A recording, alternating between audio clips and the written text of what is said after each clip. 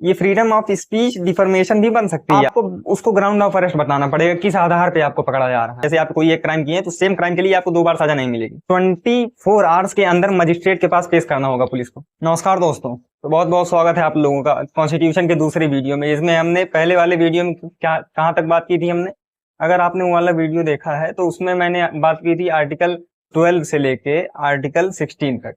मतलब 5 आर्टिकल की बात की थी। फंडामेंटल राइट वहां से शुरू किया था कि जिसको इमरजेंसी में भी नहीं ज्यादातर छीना जा सकता है, इसके काफी सारे प्रोविजंस थे। तो आज उसी को आगे करेंगे। 5 आर्टिकल के बारे में बात की थी, तो आज हम 16 से लेके 22 तक बात करने वाले हैं। मतलब 16 से लेके 22 आर्टिकल्स तक बात करने वाले हैं। और काफी इंटरेस्टिंग वे में इसमें एक आर्टिकल है, उसमें काफी सारी चीजें ऐसी हैं कि जानने लायक है। अगर आपको नहीं पता होगा तो उसको जानने के बाद ऐसा लगेगा भाई ये भी प्रोविजन है आर्टिकल्स में, हमको तो जानकारी नहीं। तो चलिए शुरू करते हैं। तो आज का सबसे पहला आर्टिकल है आर्टिकल 17। 17 क्या कहता है? 17 कहता है कि एबॉलिशन ऑफ अनटचेबिलिटी, मतलब अनटचेबिलिटी को पूरी तरीके से एबॉलिश करना चाहिए। अनटचेबिलिटी जैसे कहते हैं पहले के जमाने में, मान लीजिए जिनको शूद्र कहा जाता था, जो डिवाइड हुए थे, तो उसमें से एक कैटेगरी ऐसी थी जिनको ज्यादातर से गांव से बहिष्कृत कर देते थे। और इसमें ब्रिटिशर्स का बहुत बड़ा रोल था। फिलहाल वो लोग काफी सारी इनिमिटी क्रिएट करने में बहुत मदद किए थे, तो उनका भी उसमें काफी योगदान है कि तुम जमींदार हो, तुम फलाना हो, तुम धमकाना हो। उसके पहले भी लोग थे, उनके आने से पहले भी, लेकिन सब सिंक्रोनाइज हुए से रहते थे, सब आपस में घुल मिल के तमीज से रहते थे। लेकिन ये लोग आए तो पूरा अपनी मानसिकता, उसमें अराजकता, डिवाइड एंड रूल की पॉलिसीज अपनाने लगे। जैसे अभी रिसेंटली डोनाल्ड ट्रंप के कि उनके कोई यूएस सेक्रेटरी थे, उनका नाम मुझको नहीं याद आ रहा है, जैसे उन्होंने कहा कि एक कास्ट एंगल लाने की बात की, Brahmins are profiting from the oil imports of India और फलाना। उसमें ये एंगल उनको पता नहीं होगा भाई क्या क्या विभाजन करना है, क्या बस उनको एक शब्द आया, जैसे ट्रम्प जी हैं जहां पाते हैं वैसे बिना मतलब की कैलकुलेशन करके टैरिफ लगाते हैं, वैसे वो भी रहे होंगे।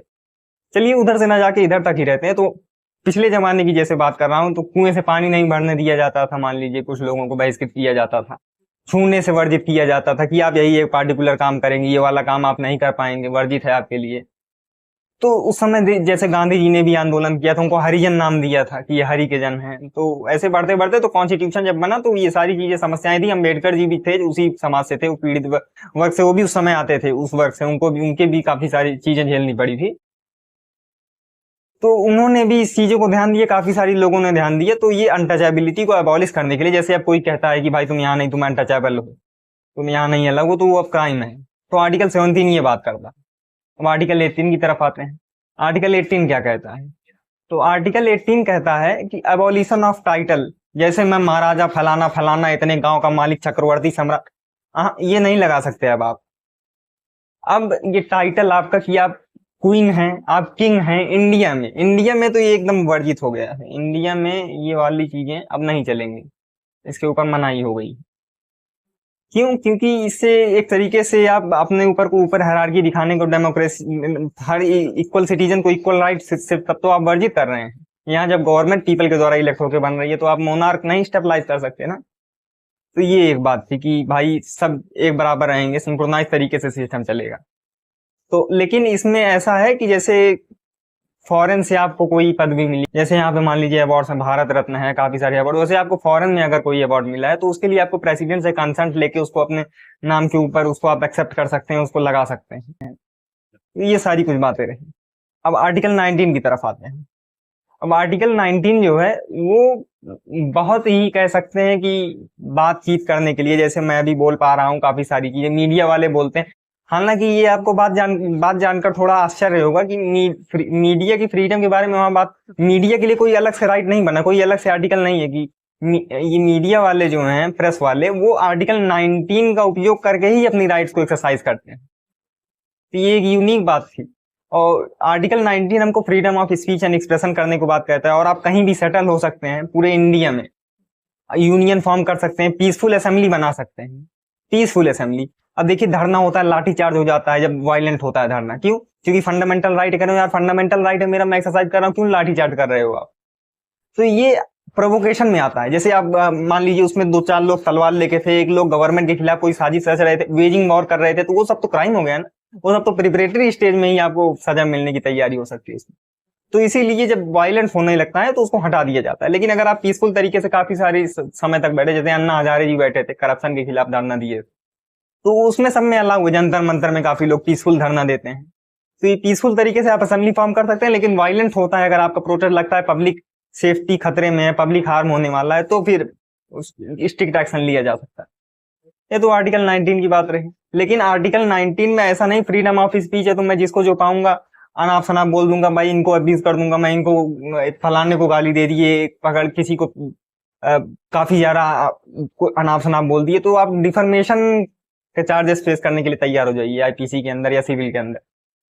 ये फ्रीडम ऑफ स्पीच डिफर्मेशन भी बन सकती है आपका। आप ऐसे ही किसी की राइट के पीछे बिना, जैसे आप एक स्पेसिफिक पर्सन का नाम लेके उसको बोले जा रहे हैं तुम ऐसे हो तुम ऐसे हो, तो वो आप जो है ऐसा नहीं कर सकते, क्योंकि freedom of speech and expression है आपका, तो उसके खिलाफ आपके फैक्ट कोई तथ्य होना चाहिए, उससे पब्लिक विल जैसे कोई फायदा होना चाहिए फिर लोगों का।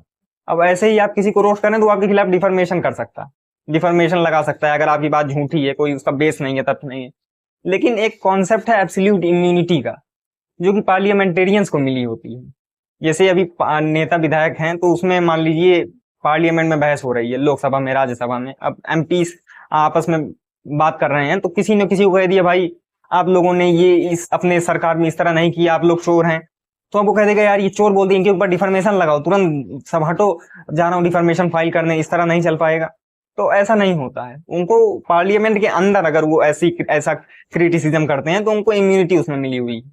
अब ऐसे ही कोर्ट प्रोसीडिंग की बात कर लेते हैं, जैसे उसमें उसकी कुछ हद तक जो विटनेसेस हैं सच्चाई बताते हैं, तो उसमें सामने वाले की रेपुटेशन को खतरा है, तो उसमें भी वो प्रोटेक्टेड रहते हैं, क्योंकि वो फैक्ट पे बात कर रहे हैं, अपना पॉइंट ऑफ व्यू बता रहे हैं। लॉयर्स को भी कुछ हद तक है कि मैं डिफेंड कर रहा हूं तो मैं इनके खिलाफ कुछ बोल सकता हूँ, वो कह देंगे यार ये तो मेरी पर्सनल लाइफ है, तो वो आपकी पर्सनल लाइफ ये कोर्ट के केस में अगर इंटरप्ट होगी तो आपको उसको बताना ही पड़ेगा, क्योंकि इसकी प्रोसीडिंग को फ्रीक्वेंट तरीके से सही तरीके से दिशा देने के लिए जजेस के पास कुछ इम्यूनिटी हो, मान लीजिए कोई फैसला देते हैं कुछ ऐसा करते हैं, तो उनके खिलाफ डिफर्मेशन नहीं लगा सकते उस समय आप प्रोसीडिंग के दौरान। तो ये एक बात हो गई, कुछ कुछ एक्सेप्शंस हो गए। अब चलते हैं आर्टिकल 20 के पास। हाँ, तो आर्टिकल 20 क्या है? आर्टिकल 20 एक बढ़िया आर्टिकल है जो कि लोगों को और इनकरेज, मतलब जैसे उस एक तरीके से प्रिविलेज थोड़ा प्रोवाइड करता है। मान लीजिए, अब देखिए आर्टिकल 20 क्या है। सबसे पहले तो आर्टिकल 20 के अनुसार आपको 2 बार सजा नहीं मिल सकती। जैसे आप सेम क्राइम किए हैं, जैसे आप कोई एक क्राइम किए हैं तो सेम क्राइम के लिए आपको 2 बार सजा नहीं मिलेगी। जैसे किसी का मर्डर कर दिया आपने, एक बार सजा काट किया है, फिर उसके बाद फिर वो कंप्लेन कर दिया, कहा ये फिर उसी क्राइम में फिर से आपको फंसाने की कोशिश की गई, तो आप नहीं फंसेंगे, आप बच जाएंगे उसमें से। और एक बात ये हो गई, और दूसरी ये हो गई कि आप जैसे कोई क्राइम कर दिया आपने और वो, हाँ क्राइम लग रहा है, मोरली वो क्राइम है और इस तरह नहीं करना चाहिए, लेकिन उसके ऊपर गवर्नमेंट का कोई लॉ अभी तक बना नहीं है, कोई लॉ आया नहीं है, तो उसके लिए आपको सजा नहीं मिलेगी, चाहे आपने भीषण से भीषण क्राइम किया हो, चाहे मतलब अब ज्यादातर क्राइम के लिए, जो सीरियस क्राइम के लिए है, मान लीजिए ऐसा कोई किया कि उसके लिए अभी लॉ नहीं आया, तो आपको सजा नहीं मिलेगी।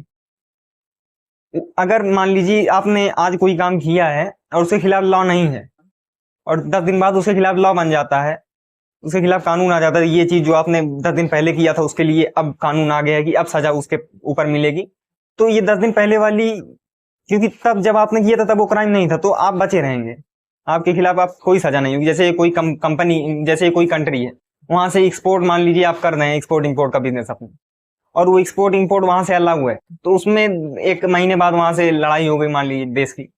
अब उसके बाद कहा कि जो यहाँ से बिजनेस अपना चालू करता है उसके खिलाफ भाई वो स्ट्रिक्ट एक्शन ले लिया जाएगा, उसके खिलाफ हम मुकदमा चला देंगे देशद्रोह का। लेकिन आप अब बिजनेस नहीं कर रहे हैं, तब किया था आपने, तब ऐसा कुछ नहीं था, तब बढ़िया रिलेशन चल रहे थे, ठीक ठाक थी चीजें, तो इसके लिए सजा नहीं मिलेगी। और अब यही इसी का एक थोड़ा उल्टी बात करते हैं। अब मान लीजिए आपने कोई क्राइम कर दिया और उसके खिलाफ सजा है, मान लीजिए कोई डकैती की किसी ने, डकैती या कोई भी क्राइम किया, तो उसमें उनकी सजा मान लीजिए 4 या 5 साल है, 5 साल मान लीजिए उनकी सजा है।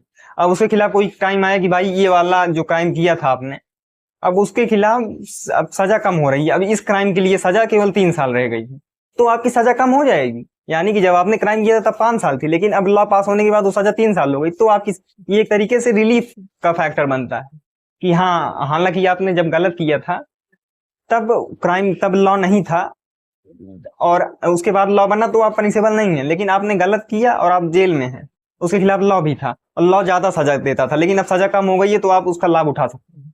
ये एक अच्छी चीज है। अब हम बात करते हैं आर्टिकल 21 की। अब ऐसे कि आर्टिकल 21 सभी जानते हैं भाई, जी रहे हैं सब, राइट टू लाइफ है हमको, तो आर्टिकल 21 के अनुसार है, घूम रहे हैं, खेल रहे हैं, कूद रहे हैं। अब ऐसा नहीं कि चलते चलते कोई पुलिस वाला आया आपको उठा के गाड़ी में भर दिया, ये आर्टिकल 21 का वायलेशन। राइट टू लाइफ नहीं है आपके पास आपको, तो राइट टू लाइफ आर्टिकल 21 देता है हमको। अब आर्टिकल 21A की बात करते हैं। Article 21A right to education की बात करता है। ये भी फंडामेंटल राइट है कि 6 से लेके 14 ईयर्स तक, 6 साल से लेके 14 साल तक कंपलसरी एजुकेशन की बात करता है, गवर्नमेंट प्रोवाइड करवाए। इसी के द्वारा सारे प्राइमरी स्कूल वगैरह जो सेटअप किए गए हैं कि 1 से 5 क्लास तक, 1 से 5 साल तक, उसमें कंपलसरी एजुकेशन है सरकार के द्वारा। तो ये आर्टिकल 21A बात करता है राइट टू एजुकेशन की। अब आर्टिकल 22 की तरफ बढ़ते हैं, जो कि आज का हमारा फाइनल आर्टिकल है। तो आर्टिकल 22 क्या कहता है? आर्टिकल 22 कहता है कि आपको पुलिस पकड़ने आई, कोई भी आपको स्टैट्यूटरी बॉडी पकड़ने आई, तो आपको उसको ग्राउंड ऑफ अरेस्ट बताना पड़ेगा, किस आधार पे आपको पकड़ा जा रहा है। ऐसा नहीं कि आए ग्राउंड ऑफ अरेस्ट नहीं बता पकड़ के लेके चले गए, ये प्रावधान नहीं है। आर्टिकल 22 कहता है कि भाई आप अगर अरेस्ट कर रहे हैं तो सामने वाले को जानने का अधिकार है मुझको किस बेसिस पे अरेस्ट किया जा रहा है। ये आर्टिकल 22 कहता है। और आर्टिकल 22 क्या कहता है दूसरा? आर्टिकल 22 कहता है कि आपका डिटेंशन हो गया, मान लीजिए कोई क्राइम किया और डिटेन कर लिया आप, तो आपको 24 आवर्स के अंदर मजिस्ट्रेट के पास पेश करना होगा पुलिस को। मान लीजिए आपको अरेस्ट करके लेके चली गई, तो 24 आवर के अंदर आपको पेशी हो जानी चाहिए, नहीं तो आप उसके बाद फ्री हैं, उसके बाद छूट सकते हैं, उसके बाद आपको रखने का अधिकार पुलिस के पास नहीं है। हालांकि मान लीजिए बहुत दूर से अरेस्ट किया, तो ट्रेवलिंग टाइम को एक्सक्लूड करके 24 आवर्स के अंदर आपको वहां मजिस्ट्रेट के पास पुलिस को ले ही जाना पड़ेगा। ये एक बात हो गई। और तीसरी बात करते हैं कि ये एक प्रिवेंटिव डिटेंशन के केस में नहीं, थोड़ा एक्सेप्शन पड़ जाता है कि मान लीजिए आप कोई एक प्रोग्राम होने वाला है और उस प्रोग्राम में एक आदमी है, मान लीजिए ए, और ए जो है वो जब ये वाली सिचुएशन पड़ती है, प्रोग्राम होने वाला होता है, तब वो वहां बम फोड़ देता है जाके उस स्पॉट पे। तो इस बार पीसफुल तरीके से चीजें हो, तो पुलिस ने उनको प्रिवेंटिव डिटेंशन के आधार पर मतलब प्रिवेंट कर लिया कि हाँ इस बार बम ना फोड़ने पाए, उनको मतलब अरेस्ट करके अंदर रख लिया। और जब वो प्रोग्राम हो गया तो वापस से उनको छोड़ सकती है पुलिस। उस समय प्रिवेंटिव डिटेंशन किया जा सकता है उनके द्वारा। ये बात प्रिवेंटिव डिटेंशन की होगी। और प्रिवेंटिव डिटेंशन भी आप कब तक कर सकते हैं? 3 महीने तक, मतलब मैक्स टू मैक्स आप 3 महीने तक पकड़ के रख सकते हैं। उसके बाद आप प्रिवेंटिव डिटेंशन में भी आपको फिर, जैसे हाई कोर्ट के पास आपको मान लीजिए ले गए, हाई कोर्ट वगैरह में पेश किया आपको, तो उसमें पता लगा कि यहाँ रीजनेबल थ्रेट है अभी भी इनको छूटने का, तो उसके बाद फर्दर डिटेन कर सकते हैं। लेकिन वैसे 3 महीने तक प्रिवेंटिव डिटेंशन नहीं किया जा सकता, 3 महीने से ज्यादा तक, 3 महीने तक किया जा सकता है। तो ये सारी कुछ बातें रही। हमने आज बात की आर्टिकल 17 की, 18 की, 19, 20, 21 और 22 भी हमने आज देखे। तो ये सारे आर्टिकल्स एग्जाम्पल के साथ समझने में आप, मुझको भी लगता है आपको चीजें समझ में आई होंगी और काफी सारी चीजें नई जानने को मिली होंगी। अब हम आगे आर्टिकल्स की बात करने वाले हैं। जैसे 22 तक हुआ तो 23 और आगे बात करेंगे। उसके बाद फ्रीडम रिलीजियस पे जाएंगे, फ्रीडम ऑफ रिलीजन पे जाएंगे। इसके बाद है राइट अगेंस्ट एक्सप्लॉयटेशन वाला। इन सब कॉन्सेप्ट को भी देखते हुए चलेंगे। तो वीडियो में शुरू से अंत तक आपको चीजें समझ में आई होंगी, और देखने के लिए और चैनल को सब्सक्राइब करने के लिए आपका बहुत बहुत धन्यवाद।